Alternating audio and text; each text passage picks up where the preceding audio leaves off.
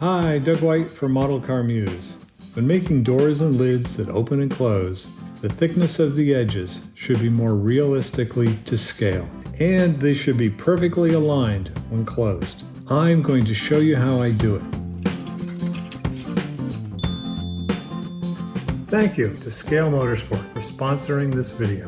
What comes in most kits are doors and trunk lids that are molded in place with lines to show where they are.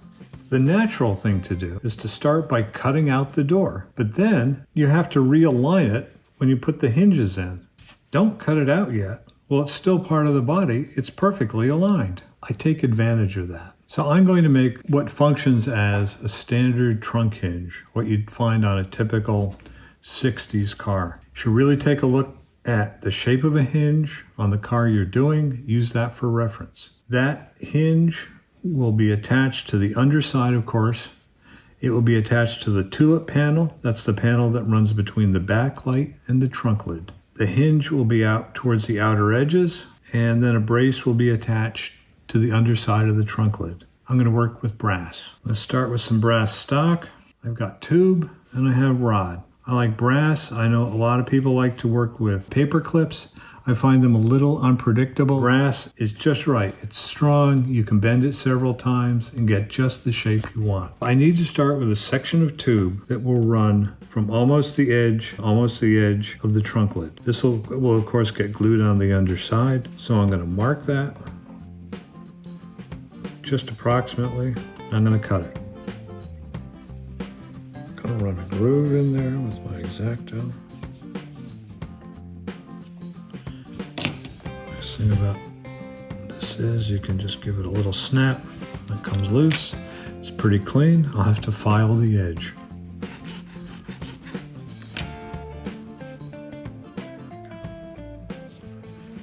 These will get bent to make the hinge. I'll bend them at 90 degrees. Determine how long this should be.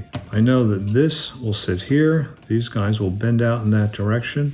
I'm going to make a small hoop so I know that they need to be, let's say, that long to have enough to secure it to the underside of the trunk lid. So I'll start with a 90-degree bend. This side, 90 degrees. This one I'm going to have to bend because I'm going to keep the tube captured within this brass rod. When I bend it, I won't be able to take the tube out. So I'm going to bend it around, go a little past 90, and straighten it back out. That fits nicely within the tube. A little kink there, but I'm not too worried because I'm going to make a small hoop. That's going to allow the trunk lid to hinge up, have some distance so it does not catch on the tulip panel. I'll put that in about like that.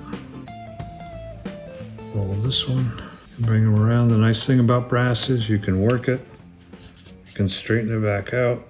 It's pretty forgiving. If you're doing paper clips, and you start to bend and straighten out and rework areas as you're bending back and forth, it becomes metal fatigued, and that's when it snaps. So now I have two hoops, and this will mount under the tulip panel, but these guys are pointing up. So now I'm going to bend them at 90 degrees, and I'm going to run them out so they can attach to the underside of the trunk lid. I want that point to bend so it's right about where the rod is going through. Fine tune that in just a minute.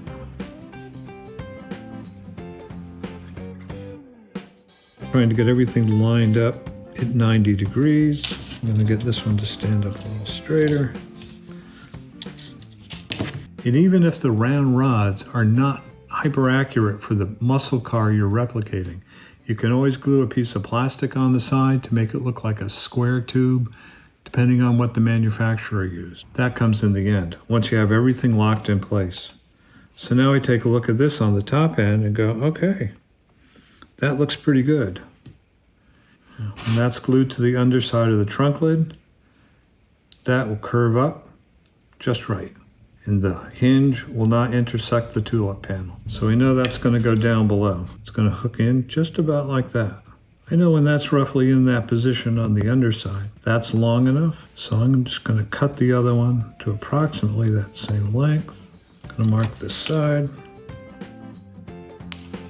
Makes it a little easier to deal with. In case I've mushroomed that at all, I'm just going to file it, because we're going to add something to this. Okay, while I have the brass out, I'm going to cut 2 tubes for something very clever that I'll show you about later.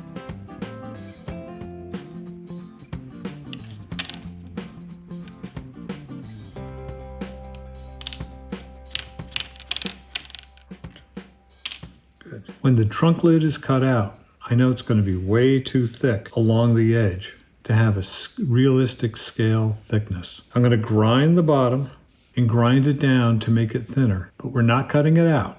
I'm going to start on the top side by making the line a little deeper so I can hold it up to the light so I can see on the bottom side where that line is. That way I know with the grinder I can go in and grind out that area. Common practice has always been to use the back side of an X-Acto knife, drag it through. That works pretty well, but I really started to like working with a scriber. This video is sponsored by Scale Motorsport. We are glad to start working with sponsors because this will make the channel more sustainable. And we are excited to have Scale Motorsport as our first sponsor. The person behind their elegant products is industrial designer and model builder Matthew Wells. I've known Matthew for over 30 years. We've collaborated on projects. I've done photography for the products on his website, and I'm a fan of his work. Matthew did send me new packages of scribers and blades for our cameras for free. However, I already had some that I purchased because I've been using these for years. They are high quality stainless steel blades with a very narrow curve and they stay sharp. If you'd like to check out their products, there is a link in the description below. This is what I'm going to use. I really like these and they're designed specifically for this purpose. Scribing lines. They're made out of hardened stainless steel. They last a long time. That's the blade. I'm using my X-Acto handle as a grip. I'm going to lay it right in the groove. This blade can be used to pull or to push. The plastic on this Lindbergh kit is so soft that this wants to just gouge right in when I pull. I found that pushing is the best way to go. The nice thing is it doesn't want to jump out of the groove as much as my X-Acto knife blade would.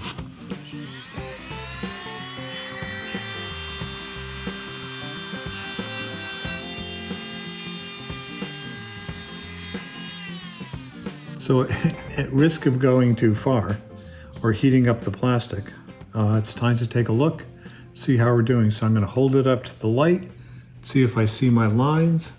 I'm starting to see faint lines coming through. I could also go take a little bit of graphite, run it in there so I could get a better idea where they are. I might do that. I'm going to go in, I'm going to scribe out a little more on the top side. It might look like it wiggles, but the blade stays nicely in the groove.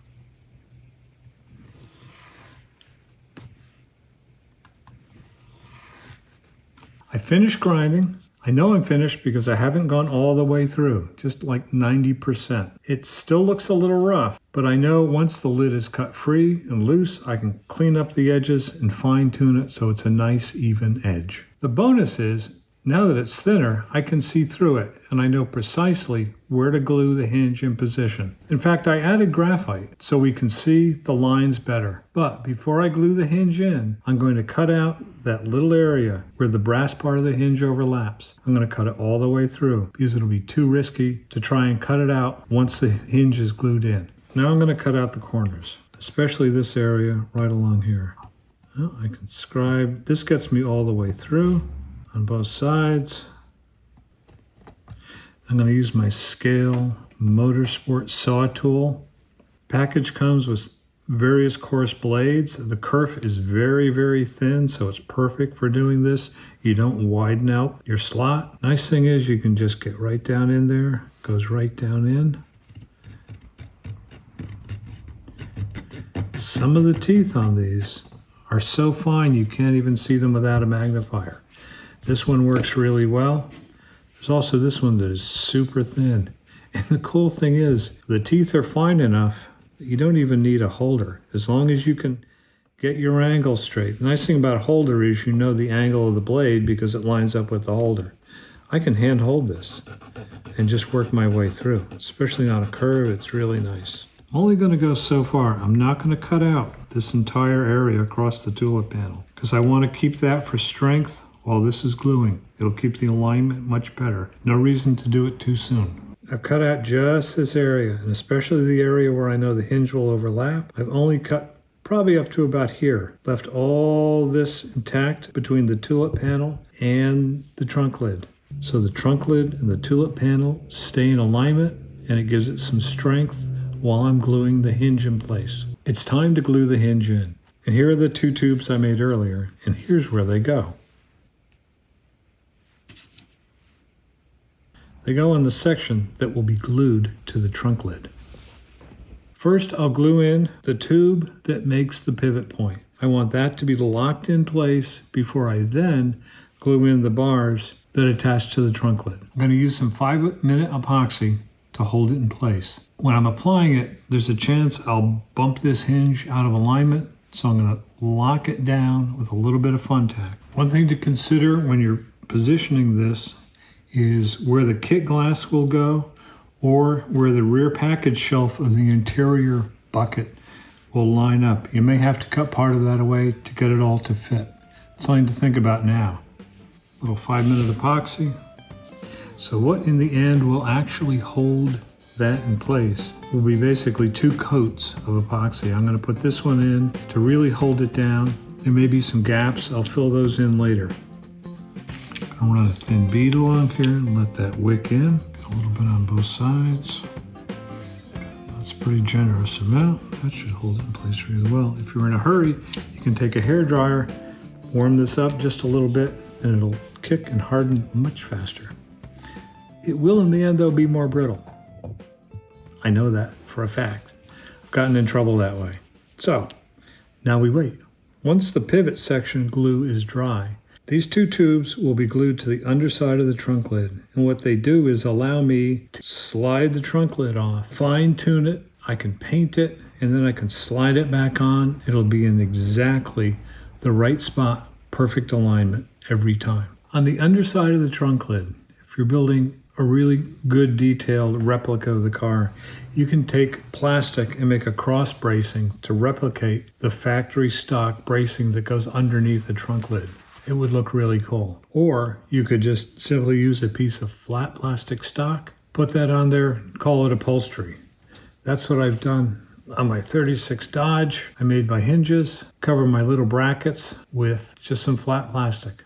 The rod that passes through these 2 tubes sticks out just a little bit. I did that on purpose because I can then take just a little dot of epoxy on the area that sticks out, not touching the plastic. It just joins the rod and the tube and keeps everything together. All the brass parts are together. So when I cut out the trunk lid and I open it, it's all fixed in place. The same concept of not cutting it out before you glue the hinge on works well on doors. Notice on this Lotus how the leading edge of the door tips in when it opens. I've used a magnet to hold the door in position when it's closed. Check out the video on that. We'll put it in the description. The glue is now dry. I can cut the trunk lid loose from the body.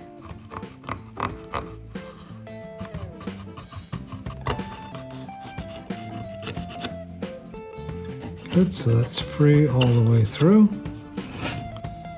Perfect alignment. Lid opens, functions great, closes back down, alignment's good, the gaps are really nice. I'm really happy with the way that worked out. Now, the next thing is I can go in with a pair of tweezers, take out those 2 little dots of glue, and thanks to those 2 tubes, I can slide the trunk lid off. I can clean up the edges, thin that out, add bracing inside if I want. I can do my trunk detail, do a drip rail around the perimeter of the opening. I can primer it and paint it and slide it back on and know that it will line up every time. If you've done a really good job and your seams are perfect, choose a light colored paint. It'll show off the accuracy and evenness of your seams, and you can show off your model building skills. Don't forget to like and subscribe. It's free. Check out our Patreon page, and there'll be a link in the description for Scale Motorsport. Thanks for watching.